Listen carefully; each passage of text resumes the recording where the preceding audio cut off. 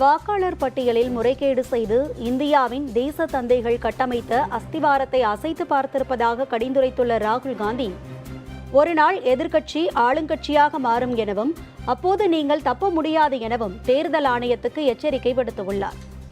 பீகாரில் இந்திய தேர்தல் ஆணையம் மேற்கொண்ட வாக்காளர் பட்டியல் சிறப்பு தீவிர திருத்தத்துக்கு காங்கிரஸ் உள்ளிட்ட எதிர்க்கட்சிகள் கடும் எதிர்ப்பு தெரிவித்து வருகின்றன. இந்த நடவடிக்கையின் மூலம் 65 லட்சம் வாக்காளர்களின் பெயர்கள் நீக்கப்பட்டு உள்ளதாகவும் இது நாட்டின் ஜனநாயகத்துக்கு மிகப்பெரிய ஆபத்தை ஏற்படுத்தும் என்றும் எதிர்க்கட்சிகள் விமர்சித்து வருகின்றன.